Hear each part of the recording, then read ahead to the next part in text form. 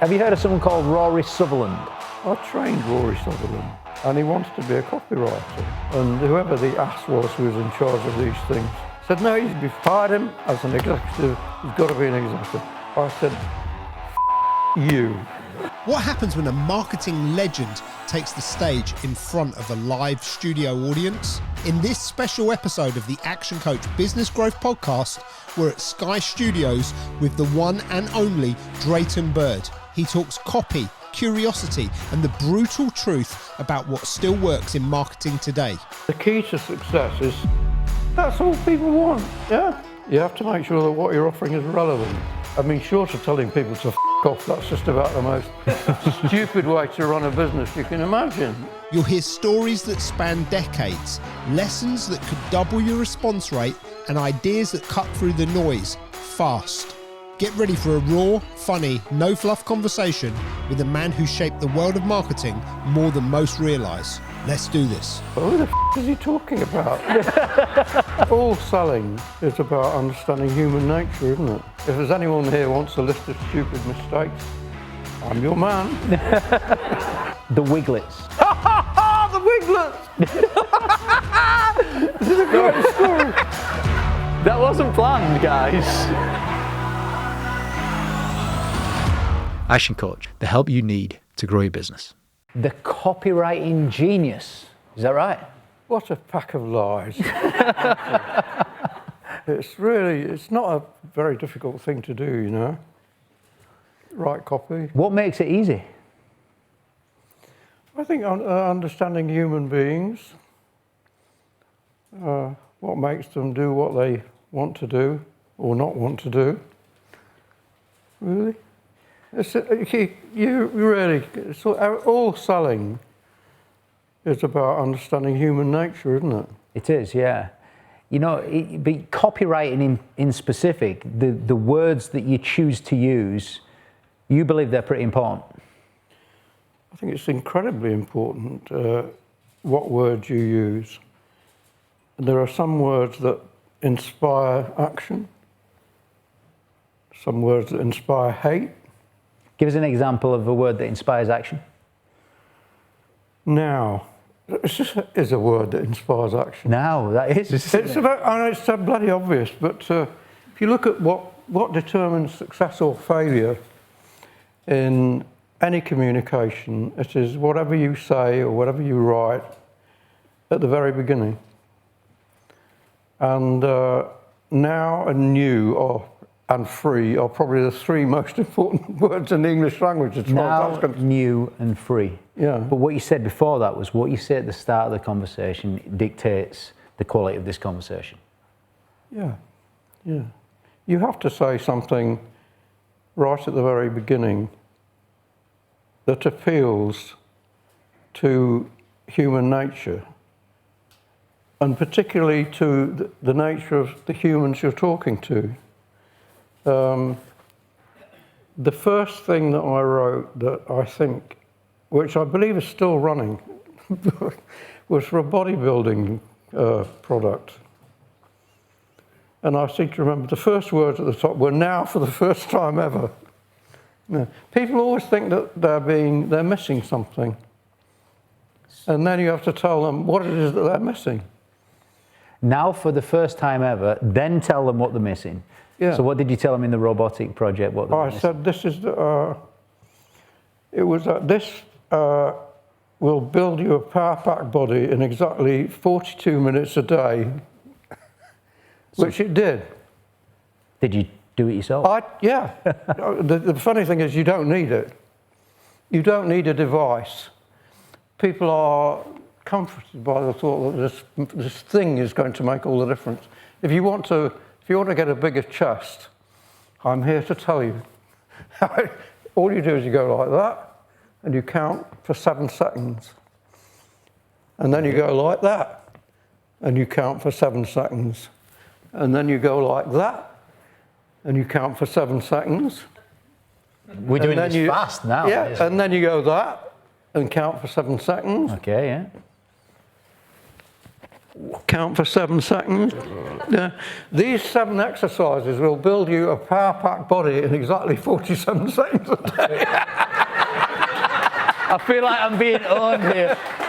I definitely It's following true. you. I still do it. Every day. Yeah. Well, I'm 88, and most of my brain has collapsed, vanished, or gone somewhere else. But I still swim 4 days a week, do my 24 lengths, and I still do those exercises. What was the... Let's reach out to human nature, though, because that's what you said. You know, let's tell them, I mean, in order to get the best out of you for the next hour, what are these listeners going to get from you? I think everybody wants to have something without having to make quite as much effort as they thought they would. Right. I mean, we do, you know, there are 7 human failings that we capitalise on, and laziness is one of them. Okay, so we're going to sharpen up today. We're going to cut out the noise. We're going to get specific where you focus on that, you put less effort over here, you focus on that, and you're going to get a bigger result. Yeah. That sets the tone, really, for what we've got to come. Yeah. Almost everything there is a list of the 100 greatest advertisements, and it's just the headlines. And if you read those headlines, you will see that nearly all of them appeal to these basic human nature, this basic thing, you know. Give us an example of any headline that you think can grab attention. You know, this is the Action Coach Business Growth Podcast. How are we going to grab attention? Now you can make money almost instantly by following this simple plan. That's one I made up. But that will work. Notice how it started with the word now. Now. Well, now, new and free are definitely the words.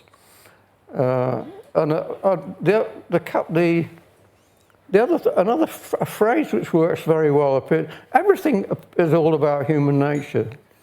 So at last is another way of saying now.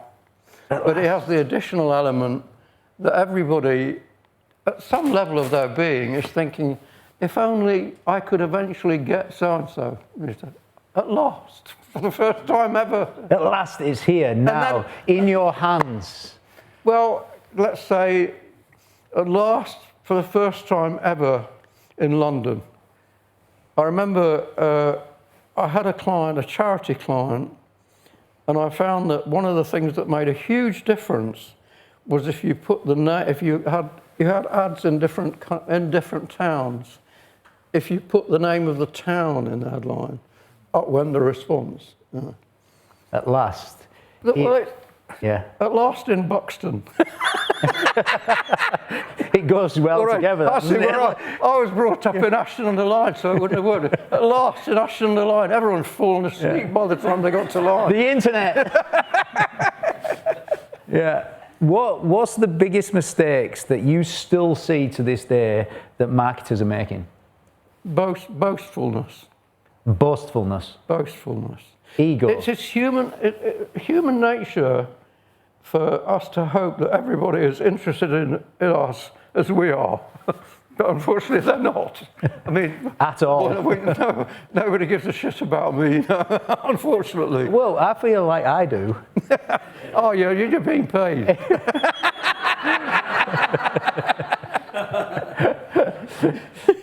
So boastfulness, yeah, it's very common though, isn't it? Yeah, let's take something else. Sloth, that's a very important human code. The Lazy Man's Way to Get Rich was written by a guy I knew, yeah? Who sold a book and offered me a job, actually. I went through, in the 1970s, between 70 and 77, I owed so much to the Inland Revenue that I lived under a false name. And I had a very expensive wife. She'd previously been married to a millionaire. And we lived in a penthouse in Harley Street. But it wasn't under my name. I used the name of her first husband. He was called Glenn McMahon. And I became David D. McMahon. And I remember we had the penthouse, and I was in a moment of, greed or stupidity. I decided I wanted to rent the floor below. So I went to see Mr. Fitzgerald, the surgeon who owned the house, number 132 Savile Road, Harley Street, to try and see if I can. And I sat down and he looked at me. He said, "Well, Mr. Fitzgerald," I thought, "who the fuck is he talking about?" I collected myself. I said, "Yes." But I really had bank accounts. I had everything under a false name, and I owed so much money. And so I would write anything to anybody. I used to write books, parts of books for people. I wrote, "I can't drive a bloody car," never have been able to, but I've worked for 7 different car marques. But I also wrote part of a book on the evolution of the Bugatti motor car, if you want to know. It had wooden parts in the engine, the original Bugatti. So I was constantly writing about things I knew nothing about. And this is a very, very good thing for it to happen to you. Being asked all the time to write about things that you know nothing about. You acquire a tremendous amount of knowledge about all sorts of things. And what does that do? It forces you to be brief with your words or clear with your words? I think it forces you to do the most essential thing in anything, which is research.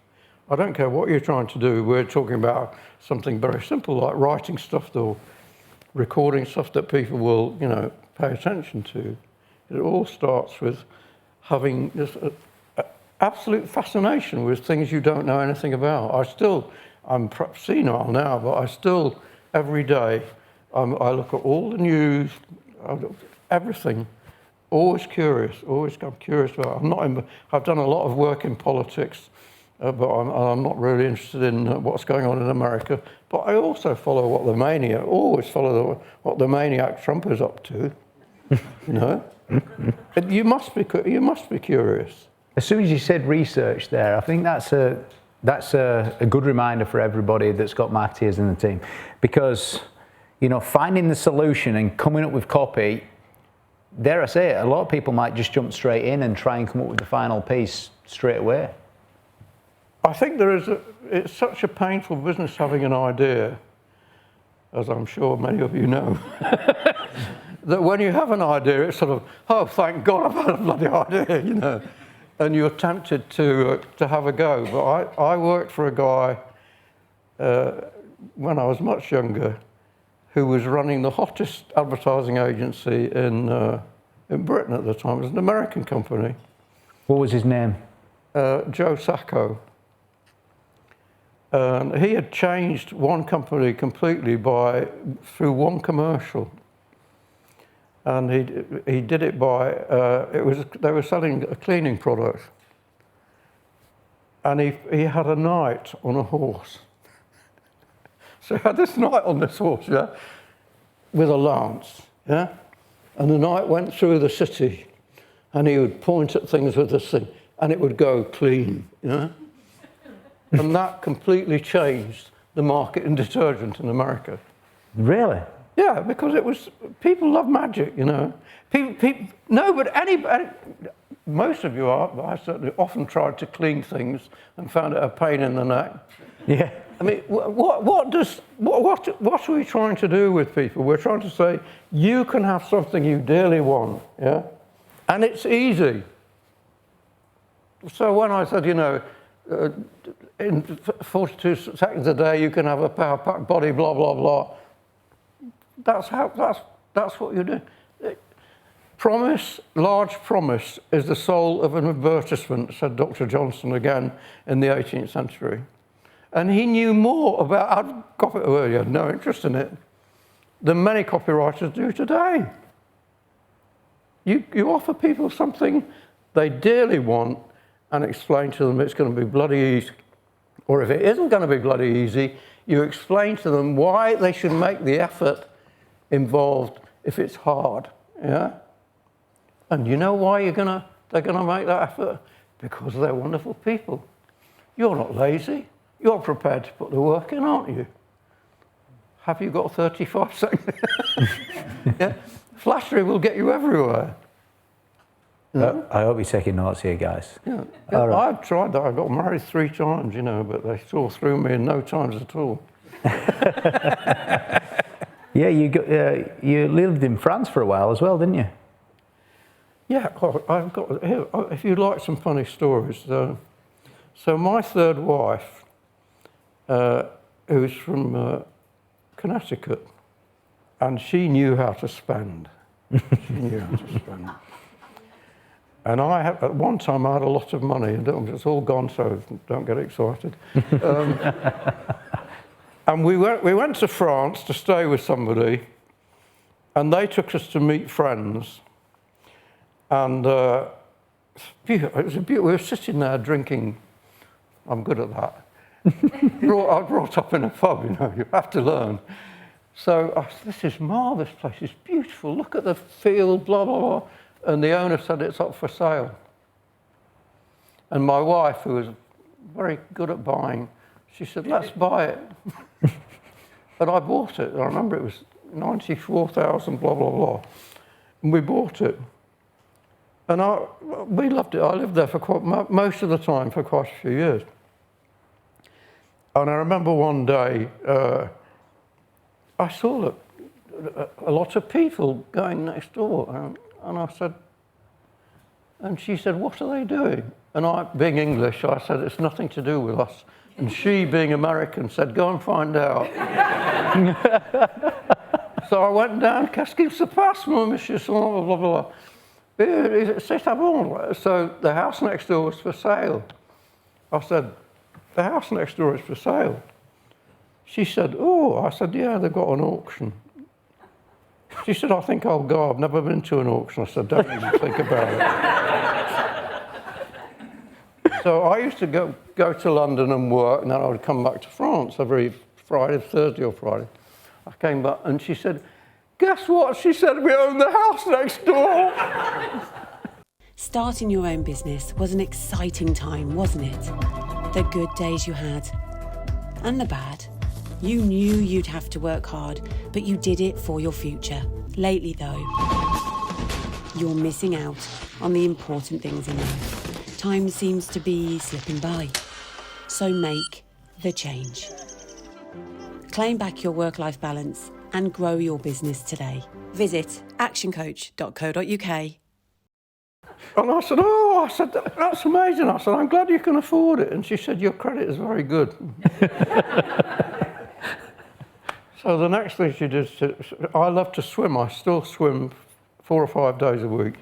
And she said, I'm going to put a swimming pool in for you. I said, that's very kind of you. I did make a lot of money at one point. I can remember the first year I was worldwide, something or other with Ogilvy and Mather. I got paid $500,000. That was before the bonus. Golden days. So what happened then was that the next morning, very early, a digger arrived next door to make the hole. She'd also arranged to have the water diviner to find out, you know. Unfortunately, the digger arrived before the water diviner. So the next thing that was a bloody downpour coming. But she did indeed build a swimming pool, and I did indeed swim up and down it. And then we did indeed get divorced, and she did indeed end up with the French houses and the English house, because I had a lousy lawyer. If there's anyone here who wants a list of stupid mistakes, I'm your man.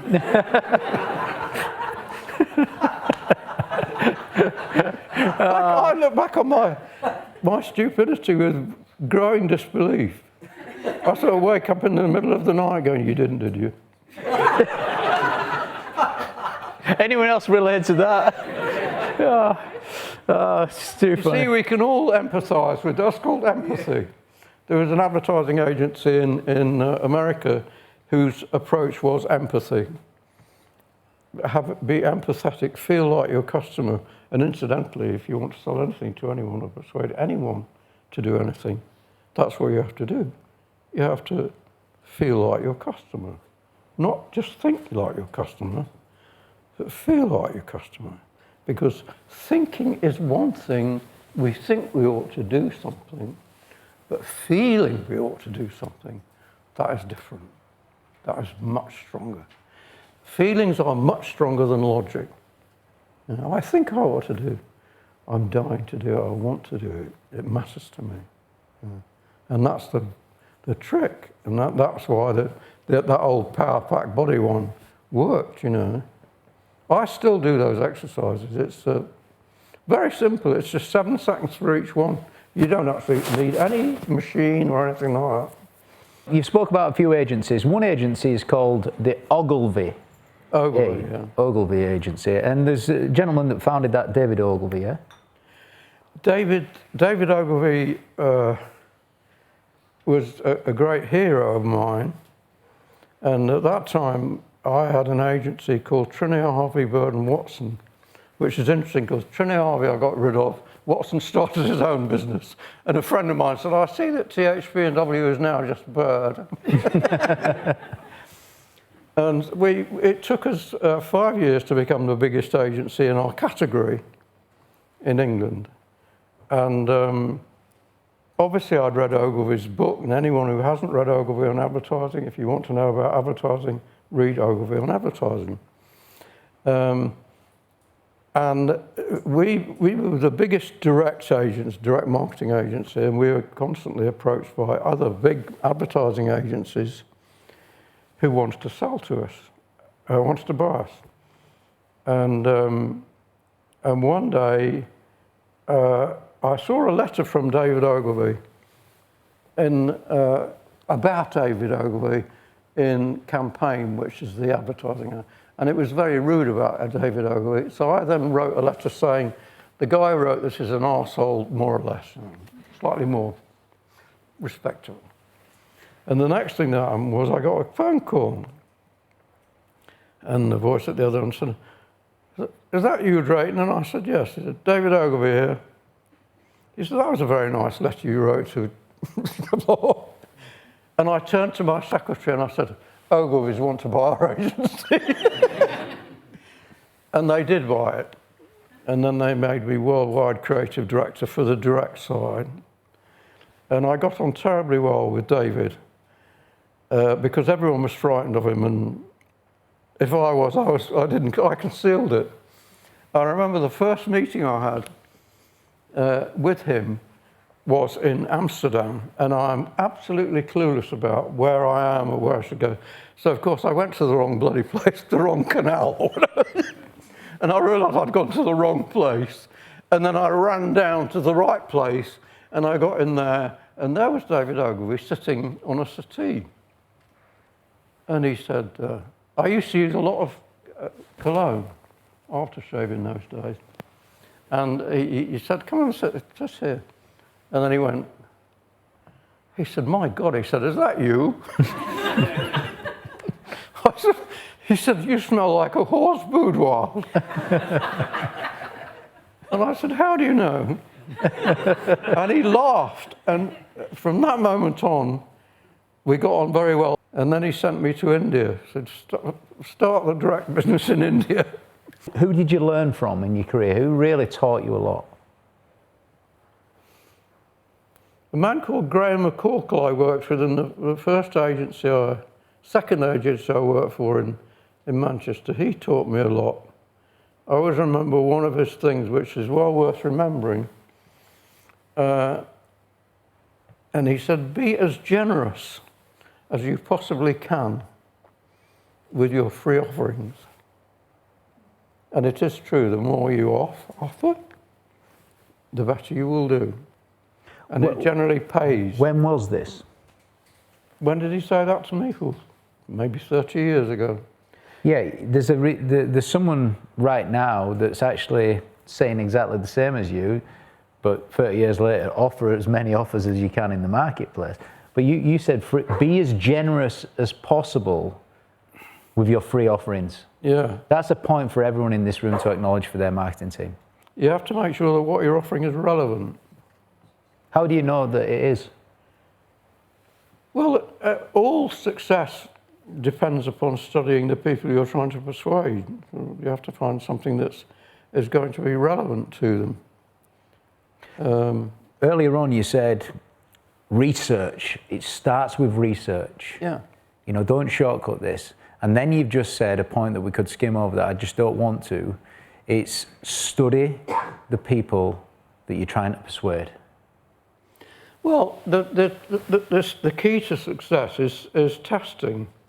And so what you have to do is create a situation where you offer alternative benefits, or in this case, freebies, to your audience and see which one does best. The best book ever written on the subject of advertising was written over 100 years ago, and it's called Scientific Advertising. And it was written by a man who sold more than anyone has before or since, who's absolute genius. And you looked at the ads that he wrote, and I still study them, and it's always a lot of free stuff, you know. People love something for nothing. What's strange about the life is that cliches are cliches because they're true. People like something for nothing. It's true, of course they do. You have to make sure that what you're offering is relevant to what you're trying to sell and relevant to them, and obviously that you can afford it. And in order to find that out, you have to conduct testing. A lot of people don't conduct any testing. Until you've tested something, you don't know whether it's good or bad. You have no idea. I have no idea. You can look at one of the reasons why, when they first started making television commercials, what they did in America was they went to watch people who were selling on the sidewalk. And the early commercials were actually simply somebody would take a guy who was doing tremendously well on the sidewalk, and they would film him and edit it, and that would be a commercial. Yeah. And that's why those commercials are very long.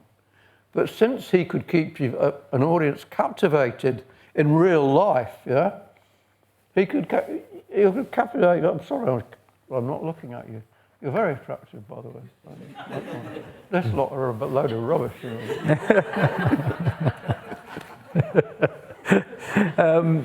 Have you heard of someone called Rory Sutherland? I trained Rory Sutherland. This episode is sponsored by AdSmart from Sky, making TV advertising affordable, targeted, and effective for businesses of all sizes. AdSmart from Sky works with thousands of UK businesses, helping them use the power of TV advertising to accelerate their growth and build brand fame. With a 6-week TV campaign starting at £3,000, it's a lot more affordable than you think. I trained Rory Sutherland. When was that?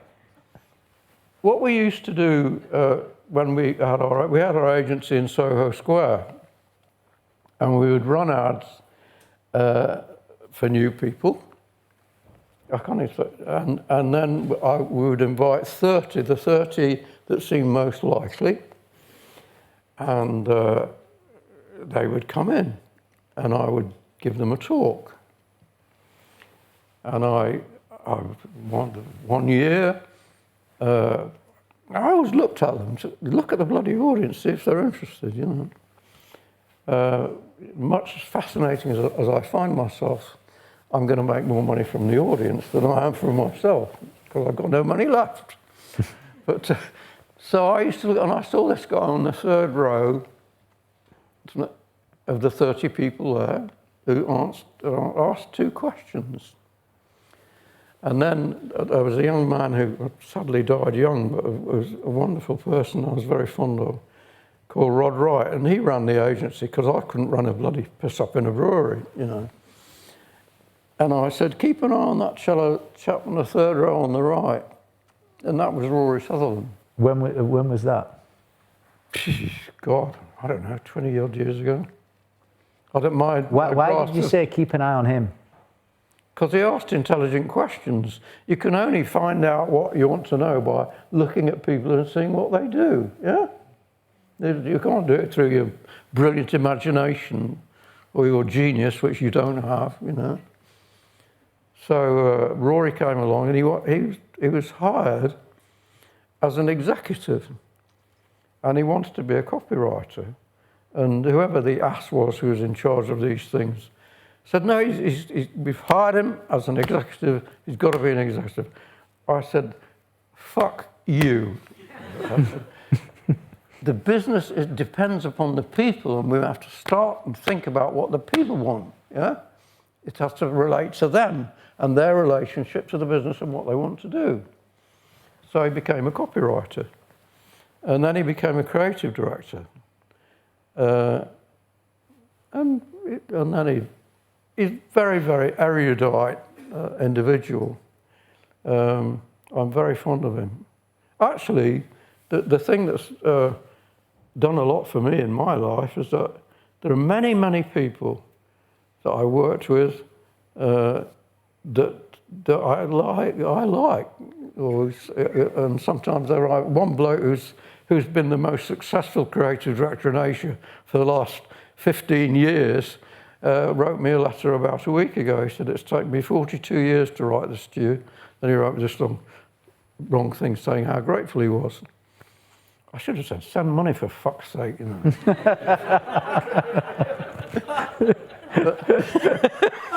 But you wrote the letter to David Ogilvy, remember, when sort of bad press was written about him. And before you said you wrote that letter, you also said the importance of being charming and, you know, making people feel special.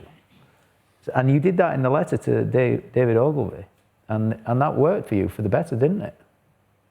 I didn't write a letter to David Ogilvy. What happened was that somebody had written something rude about him and run it in campaign, and I wrote a letter to campaign saying, this guy's an arsehole, or more or less, put slightly more politely, subtly, indirectly. And that's what David rang me up and said, that's very nice of you to write that letter. And that's when I turned to my PA and said, Ogilvy want to buy us. And we were actually negotiating with another agency at the same time, because we were the biggest direct agency, and we had, I think, 8 of the top advertising agencies approached us with an interest in selling, in us selling. But the other people, I went and had dinner with them, and they had a guy there who'd worked in the Secret Service in America, who was an arrogant twat. And I turned to my partner after, a chap, very, very nice man, a lovely man, unfortunately died last year. Why do they all die around me? I don't know. And I said, this guy's an arsehole. I said, let's leave. So we didn't even complete the meeting, we just left. Thank you, good night. But we thought the Ogilvy people, I'd read Ogilvy, and so I agreed with everything he said. They had a problem. The guy who ran their agency was utterly bloody useless. And the uselessness was exhibited by the fact that he used to sit in his office all day with the door closed. I mean, short of telling people to fuck off, that's just about the most stupid way to run a business you can imagine, you know. I used to make it my point when I had the agency. I used to wear a funny hat, which is true, with an animal hat, you know, and I would walk around the agency once or twice a day and entertain people. I have very, very strong views on how to run a business. And, you know, when we started our business, before we sold it, we had a very interesting approach. To start with, we used to have a birthday get-together whenever anyone had a birthday. And when we got bigger, there was so much, you know, we'd have birthdays every bloody day. Because the idea was, if it was somebody's birthday, we'd all go out and not come back until the end of the day. So I said, all right, we'll have a birthday day once a week. You know. But it was always designed to make people feel that it was great. And I had the same approach to client guessing. I would say, my objective when somebody comes in who might be a client is, I don't care whether they become a client or not. Obviously I do, but I want them to go away saying to themselves, wow, that was fun. You want people, that's all people want, yeah? They want to go away. What kind of things did you do in the meeting to make it fun? I used to be entertaining then. I would be quite entertaining. I would tell them stories. You can't beat a story. No, you can't. Do you remember writing this book? How to write sales letters that sell. What did you say? Do you remember writing it? Not really, no. Well, the trouble is I've written 7 books, I think, 7 or 8 books that have been published. Do you know what? Do you know what your team, Gerald over there, amazing man, by the way, behind the scenes. Thanks for all your communications in making all of this happen, Gerald. He says if anybody wants to learn how to write for marketing and for sales, that is the book that they read. If people want to learn how to write copy, this is the book that you read. So I was walking through Newark high streets, all right, and there was a second-hand bookshop there, and on one of the stands in this second-hand bookshop was this book. You're kidding? Yeah. How to write sales letters that sell Drayton Bird. I was like, I'm going in and getting that. Do you know how much it was? £1.50 this one. How dare they sell it so cheap? This is a tragic tale. Mind you, the publishers are such creeps. They still have the book, Common Sense, Direct Mind, blah, blah, blah, I forget what it's called. The last one I wrote, the biggest one, the fattest and most boring one. They still have the rights to that thing. They're still making money out of it, the bastards. And it's been selling since just before the turn of the century. It's still selling in small numbers in Latvia. Hey, you can sell in more countries now because AI will into any. But literally, this book is so good because it gets you in copywriting mode. You can I've literally turned to any page yet, and there's headlines. Right, so this headline here says, letters that should sell but don't. That makes you want to read on. And I learned this from you, by the way. He's my agent, by the way. He's not normally here. Yeah. Because what I learned from you is the law of copywriting is every sentence that you read must make you want to read the next one. Of course, yeah. And every paragraph that you read must make you want to read the next one. And every page that you read must want to make you turn over. Right, so what Ogilvy said put it very well. He said, you cannot bore people into buying. Why some marketers don't like offers. Who wants to read the next sentence? It's literally, this whole book is sentence after sentence that you can't put down. And then you become it. I mean, and it just gets you in the flow of writing it. And if I'm going to write any offers, I actually pick your book up and I just get some inspiration out of there. I think there are many books that are good. But I don't look at my own. When I've written a book, I never really look at it again. I wrote a book, an autobiographical book called You Did What? I've never read it for fear of feeling ashamed. That's his book. You can read that. It's story after story. You did what? Yeah, story after story. But there must be many, many good writers, and there are many, many good writers. I love to read. And it's, even if anybody reads your damn book, it makes you happy, you know. It's, I wish I were better at it, that's. I tell you what though, one day I aim to be as good as you at that. You've inspired me. You've inspired me on writing. I think you've probably inspired everyone else and their teams to write incredible copy as well. By the way, you're going to be able to ask some questions. He's my agent, by the way. Good. I'd be proud to be. The Wiglets. The Wiglets! This is a great story. That wasn't planned, guys. That's so cool. Well, I think I did something which I recommend to everybody. you have to experience what you're trying to sell, you know.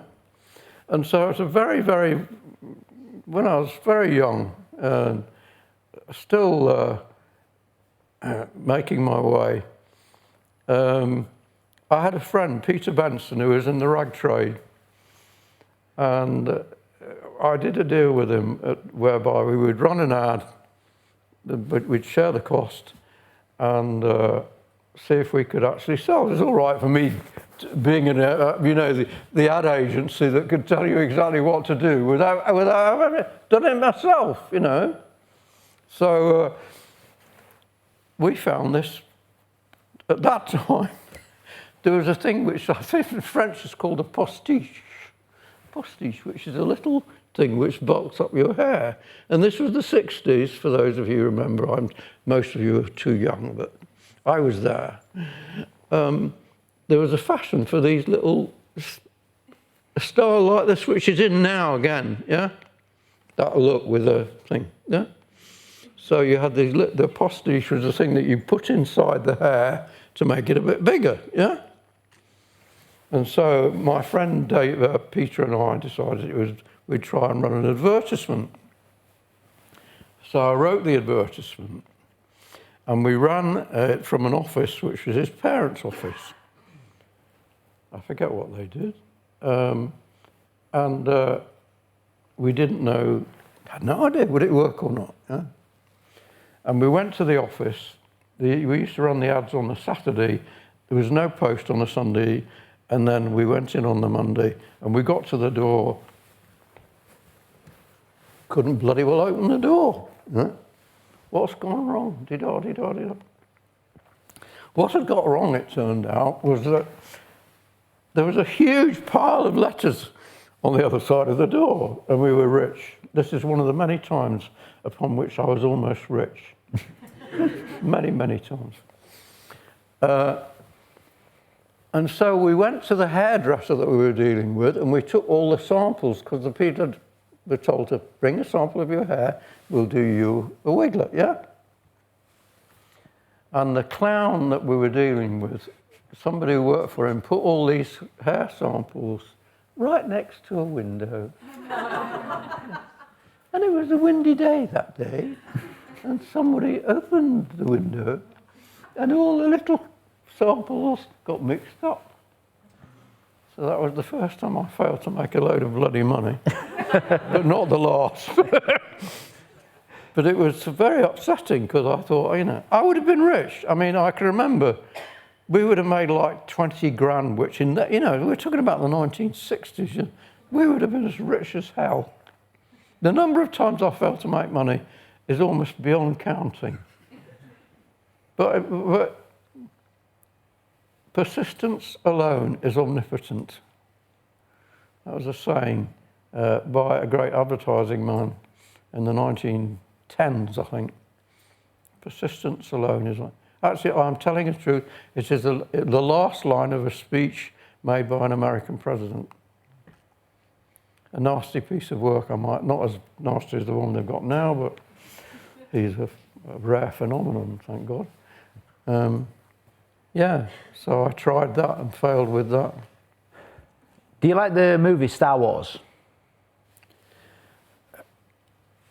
I have an interest in it. Why? Well, because I had a friend. So your friend Actually, I'm very lucky. I've had a lot of friends that put up with me. So, Star Wars, the guy who is the body in Star Wars was a friend of mine. The body of? He was the Darth body Vader. of... Yeah. He was the body, and he was also the model for my ad that said, these 7 exercises will build your power body. He died a couple of years ago. Boy,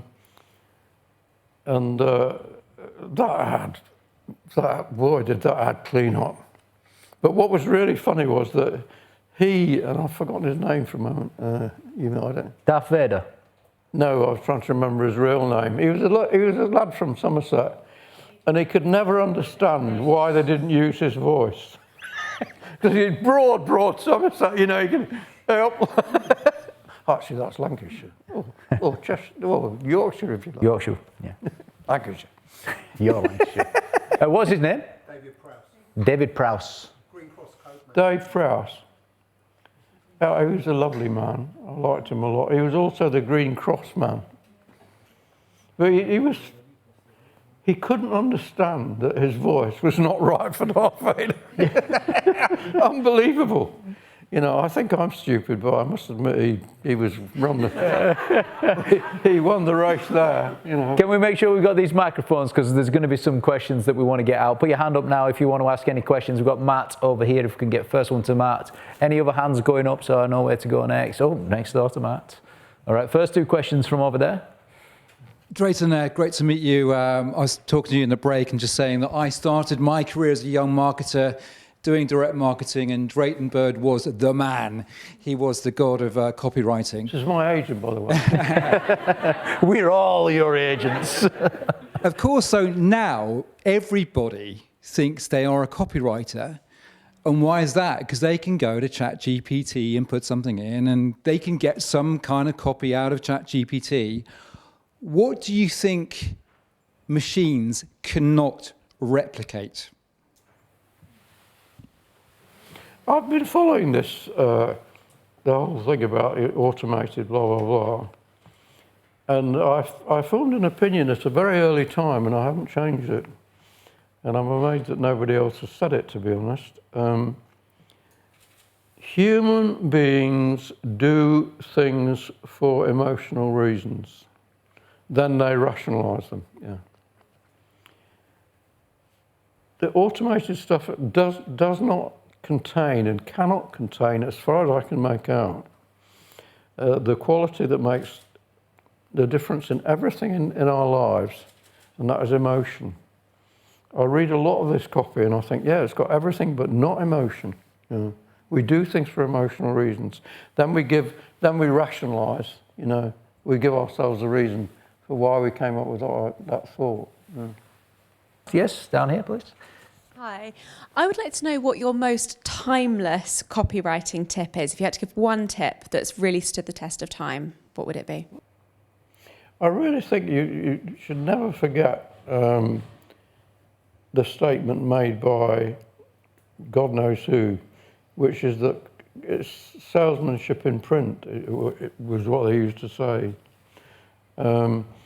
So I think if you want to be a good copywriter, one of the things you can do, which will pay off, is studying people who sell for a living. If they don't sell, they don't eat. That was David Ogilvy was saying. He said, no sell, no eat. I think if you can watch people who sell for a living, I don't know about you, but I spend a lot, not consciously or with any, I'm always watching for things that give me clues about human beings and why they do things. And if I remember as I think I said earlier on, you know, the early commercials, which would be 20 or 30 minutes long, they're all simply films of guys who sold on the streets. You really have to watch what people are. I think that being good at anything, unfortunately, depends upon ceaselessly thinking about it. I don't consciously, ceaselessly go around thinking about this, yeah? But in my day-to-day life, I'm always watching people and what they do and wondering why they do it. Because, again, I think I quoted earlier on, the proper study of mankind is man. You have to study people, you have to be interested in people, you have to like people, you have to get excited about people, you have to notice oddities about people. That's where there's no other place where you can get the money. Yeah. You really do have to be sort of like an amateur psychologist or a student of psychology. Got Jim here, and then Neil's got his hand up as well. What about generational changes? You talk about the study of man and mankind. What do you see as being some of the trends for our younger say, Gen Zs, for example. Do you see that changing? You know what, I love all this thing about, which I think started in America when they're the such and such generation or the such and such generation. What a load of bollocks. You know, Cain and Abel, just as relevant now as it was, you know, 3,000 or 4,000 years ago.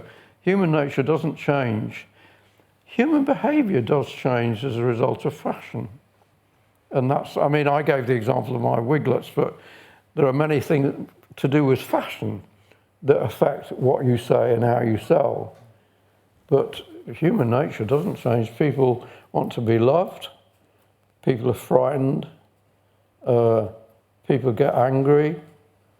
If you look at American politics, which I follow with great interest, a great deal of it is all about hatred. It's all about hatred, which is a very depressing thought. But you just have to be utterly fascinated by people, why they do what they do. And that is the most popular sport, watching people. You ask people, what do you do more than anything else? You watch people. Neil, you've got your last question. I'm going to bring you up on stage again. I'm not letting you out of it. Give Neil a hand, folks. Thank you, James. Some of you might have guessed, and I said it earlier, I kind of am a bit of a fanboy of this man and I love his work. And one of the things that I love in marketing today, Drayton, is like the alchemy of timeless principles. Things that work forever and always will, and then how they combine with modern technology.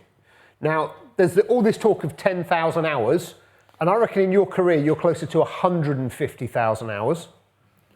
From 150,000 hours of experience, what is the one principle that every business owner or marketer needs to master more than anything else? Watch your customers. There is a great American department store which has been destroyed by one of Mr. What's his Trump's friends, but it was the greatest catalogue company in America. And the man who founded it said something I've never forgotten. He said, "My ambition is to stand on both sides of the counter at once." Wow. That's what you have to do. You have to be utterly fascinated by people, what they do, why they do it. When you think about it, what is the most popular, as I said before, the most popular leisure activity in the world is watching other people. Yeah? But watching is one thing. Coming to conclusions as a result of watching is what matters. Yeah? When you see people and you see they're frustrated by something, that's an opportunity. When you see people and they're happy about something, that's an opportunity. You know, and it's terribly important, terribly important to study people. I love people, actually. They infuriate me sometimes, but I'm sure I infuriate them.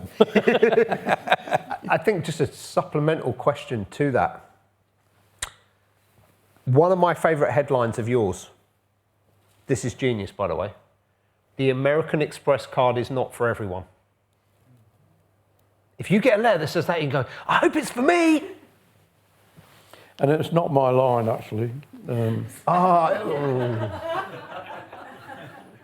I'll tell you, I did write a very, very good one of the jobs that I was given, when I sold the business to Ogilvy, they offered to, we could pay you these immense amounts of money.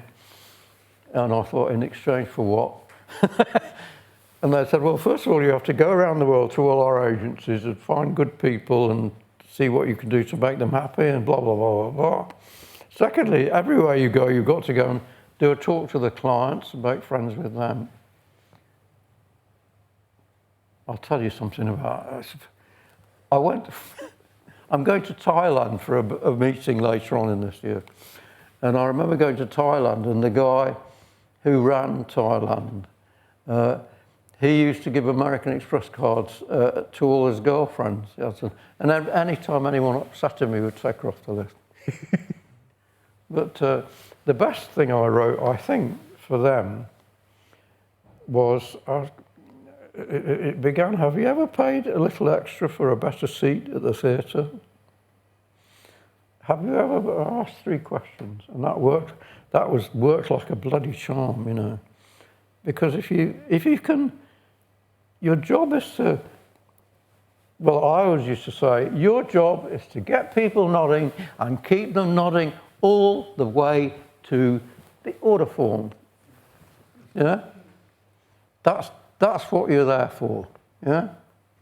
You cannot say things that will stop them from keeping going. Yeah? We're nearly finished, Drayton. I've got a few quick questions to ask you. What's the best gift anyone can give anyone else? Love. Is there any single person here who doesn't want to be loved?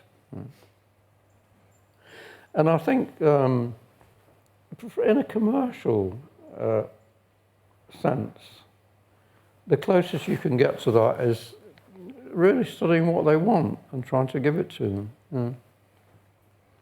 Bit like your customers, study your customers. Yeah, you just want to. I find it pays to be nice to people. Occasionally I get angry because I'm old and blah, blah, blah. But I think just being nice to people is incredibly important. What's the most beautiful thing about copywriting? Well, it's when you get a bloody great big response, you know, and because you send it out. I remember the letter of have you ever paid a little extra? That was a very challenging thing. Nobody had been able to solve it.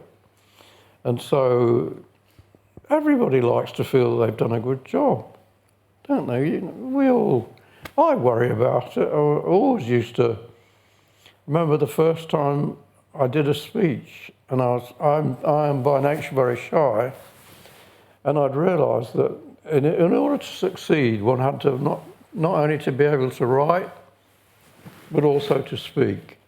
And because I discovered that the only thing more frightening than speaking in public is apparently being approached by a poisonous snake. And so I had to do a speech, and I'd learned that if I wanted to succeed, I wanted the agency to succeed, I had to be able to speak, because people are frightened of speaking, so a good speaker is going to do amazingly well. And so I got the opportunity to speak to 120 publishers, and I was terrified. And I took 2 blue Valium and 2 brandies. And at that point I was feeling a lot less pain. And then I stood up and I did a talk to the 120 publishers. And when I'd finished, since I was completely off my bloody head, I turned to my secretary and I said, well, was it any good? And she said, yes. And I said, why? And she said, because you knew what you were talking about.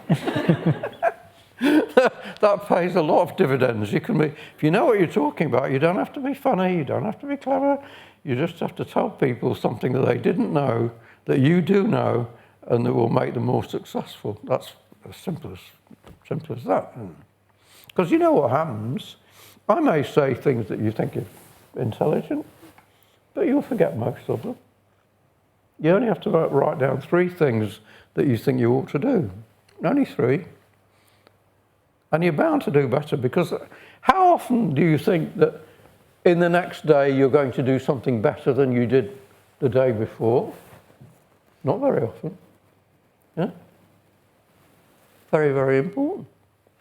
We have to try and improve. Yeah. I say thank you very much for being so polite and not throwing objects at me. Thank you. You know what? My favourite part of this interview has been, your storytelling.